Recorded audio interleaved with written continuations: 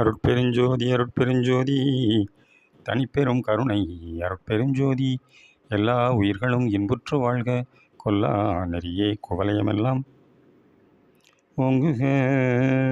திருவருட்பிரகாச வள்ளற்பெருமான் நான் நல்லி செய்த திருவருட்பாவிலே அருட்பெருஞ்சோதி அகவல் ஒரு பதிகம். அதற்கு திண்டுக்கல் சுவாமி சரவணானந்தா அவர்கள் உரை விளக்கம் எழுதி வெளியிட்டிருந்தார்கள். தலைப்பு எண் 231 அருட்பெருஞ்சோதி. உபதலைப்பு எண் 9 அருட்பெருஞ்சோதி அகவல் வரிகள் 1589, 1590, 1591, 1592, 1593, 1594 ஆக 6 வரிகளுக்கும் திண்டுக்கல் சுவாமி சரவணானந்தா அவர்கள் விளக்கு உரை எழுதி வெளியிட்டுள்ளார்கள். இந்த உபதலைப்பின் கீழே உரை விளக்கம்.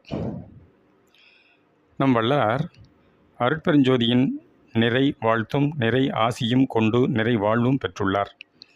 இந்த அடிகளில் தான் அடைந்த பெருநிலையையும் கடவுட்பேற்றையும் நன்கு குறிப்பிடுகின்றார்.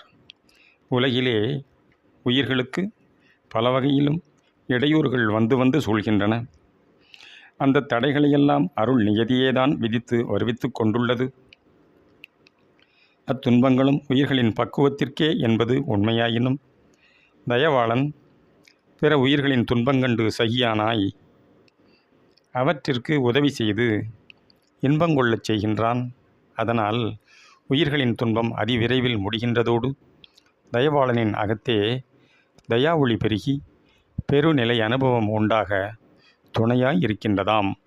இதனால்தான் உலகினில் உயிர்களுக்கு உறுமிடையூரெலாம் விலக நீ அடைந்து விளக்குக மகிழ்க என்று ஆசீர்வதிக்கின்றார் அருட்பெருஞ்சோதிபதி. ஒருவன் தன் முயற்சியால் ஆற்றலால் எத்தனை பேருக்கு உதவி துன்பம் துடைத்திடக்கூடும். இவருக்கோ உலகினில் உயிர்களுக்கு உண்டாம் இடையூறுகளையெல்லாம் விளக்கும்படியும் அவ்வுயிர்களை நெருங்கி அடைந்து உதவும்படியுமல்லவா ஆணையிடப் பெறுகின்றது. இது இவரால் ஆகக்கூடியதே என்பதை உணரும்போது இந்த ஆசி வெற்று உபசார மொழியென்று எனவும் உண்மையில் சாத்தியமானதே என்றும் அறிவோம். ஆம், இவர் பெற்ற முத்தேக சித்தியாலும் அருள் தேக ஆற்றலாலும் எவ்வுலகத்து எவ்வுயிர்க்கும் அடுத்து நின்று உதவும் செயல் முடியும் என்றே அறிகின்றோம். அருள் நெறியில் விதிமுறைக்கும் மேலான விலக்கு ஏற்படும்படி அருட்செயலால் மக்கள் அதிவிரைவில் அவத்தைகளை கடந்து ஆனந்த அனுபவ நிலை உருவது உண்மையாம். சுத்த சன்மார்க்க சுகநிலை பெறுக, உத்தமனாகுக, ஓங்குக என்று பேராசி வழங்குகின்றார் அருட்பெருஞ்சோதி ஆண்டவர். சுகநிலை என்பது ஓங்காரமாகிய பிரணவ தேக நிலையாம். உள்ளொளியாம் ஆன்ம ஜோதியாக விளங்கி கொண்டிருக்கும் தன்னுண்மை வடிவிலே கலந்து அதுவாகி சுகானந்த அனுபவத்தோடு அகத்தே நிலவல்தான் சுகநிலை எனப்படுகின்றது. இந்நிலை அனுபவம் முன்னோர் அகத்தேயுணர்ந்ததும் உண்டு. துகளில் சாயுச்சிய கதியை ஈயற்ற சொல் சுகஸ்வரூபத்தையுற்றடை வேணோ என்று அருணகிரியார் வேண்டிக் கொள்ளுகின்றார். அச்சுக வடிவம் அகத்தில் இருந்து அதிலேயே ஆழ்ந்து மறைந்திடச் செய்துவிட்டது அவருக்கு. அவரை தான் வேண்டின சுக வடிவம் பெற்று அம்பிகையின் கரத்தில் சுக அதாவது கிளி வடிவத்தில் விளங்குவதாக உருவாக்கி காட்டியுள்ளனர் பக்தர்கள். இம்முடிவுதான் அன்றைக்கு பெற முடிந்தது ஆன்றோர்க்கு. ஆனால் இப்போது சுத்த சன்மார்க்கம் வெளியாகிவிட்டுள்ளதால் இச்சுத்த சன்மார்க்க சுகநிலை வேறாக மிகச்சிறந்த ஒன்றாக இருப்பதாம். சுத்த சன்மார்க்கம் அகத்திலங்கும் அருள் ஒளி நிலையிலிருந்து விரிந்து மனோ வாக்கு காயத்திற்கலந்து செயல்படுவது. அதனால் இந்நெறி அருட்சுத்தமாகிய அக ஒளியாய் விளங்கி நிலவுவதாகும். ஓங்கார நிலையை புறத்திருந்து சார்ந்து கொள்ளுவதால் அதுவாகி உள்ளொடுங்கிடச் செய்தது முன்னெறி. இது புறப்புணர்ச்சியின் அனித்திய அபநிலை அனுபவ நிலை. ஆனால் நம் சுத்த நெறி அகப்புணர்ச்சியின் நிறையருள் நிலைத்த அனுபவமாக உன்னின்று ஓங்கலின் அழியாமை பெற்று அருட்சுகானந்த வாழ்வில் விளங்கச் செய்கின்றதாம். இந்த சுத்த நிலை ஓங்காரத்தின் உட்பொருளாகிய அருளின் பேரனுபவமாகும். ஆகவே இவர் பெற்றுள்ளது சாதாரண சுகநிலை அன்று, சுத்த சன்மார்க்க சுகநிலை என்பது தெளிவாக அறிந்து கொள்ளப்படுகின்றது. இந்த சுத்த சன்மார்க்க சுகநிலை பெற்றதால் இவர் மரணமில்லா பெருவாழ்வு பெற்ற முதல்வர், சிறந்த மேலான தலைவர். இப்பொருளெல்லாம் தருவது உத்தமன் என்ற சொல். மேலான தலைவராகிவிட்டார். இப்படி உத்தமனாகி விளங்கவும் என்றும் தழைத்து ஓங்கவும் அருள்வாக்கு அருட்ஜோதிபதியால் பெற்றுவிட்டார் என்பது உண்மை.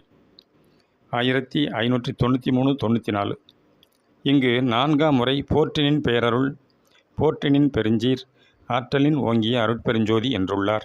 இதன் கருத்து, முழுமுதற் கடவுளை அருட்பெருஞ்சோதி வண்ணமாய்க் கண்டும் அதுவே அகமுதல் தான் கிடந்தும் அகமுதல் நான்கிடத்தும் நிறைந்து விளங்கும் உண்மையையும், அப்படி இருந்து ஆறுயிர்களை தன்னிலைக்கு ஏற்றி அருள்கின்ற உண்மையையும் ஓர்ந்து போற்றி செய்ய நேர்ந்ததால் இவ் அகவற்பா இங்ஙனம் விரிந்ததாம்.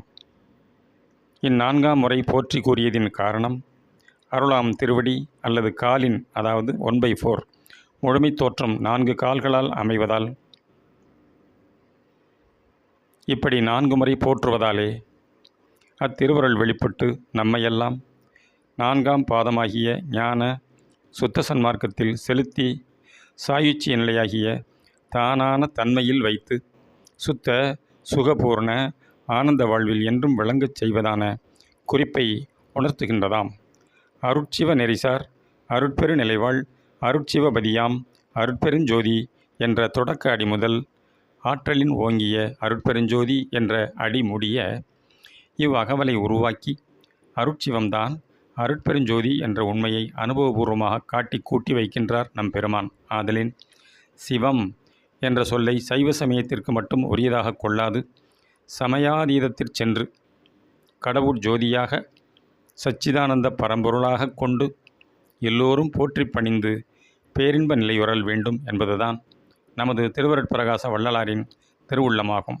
இவ்வகவலின் பொருள் இலக்கண இலக்கிய கலை அறிவால் மட்டும் விளங்கிடாது, அருளறிவால் விளங்குவதாய் உள்ளதால் அவ்வருளை அடைவதுதான் முதற்கடமையாகும். அன்பினால் அருளடைந்து அன்போடு கூடிய அறிவினால் அருளின் மெய்ப்பொருளை ஓர்ந்து கொள்ள வேண்டியுள்ளதாம். அருட்பெரும் ஜோதிதான் நமது அருள் அறிவாக வெளிப்பட்டு அது நாமாகி வாழ அருள் பாலிக்கின்றதாம். வாழ்க அருட்பெரும் ஜோதி! அருட்பெருஞ்சோதி அருட்பெரும் ஜோதி! தனிப்பெரும் கருணை அருட்பெரும் ஜோதி! தயவு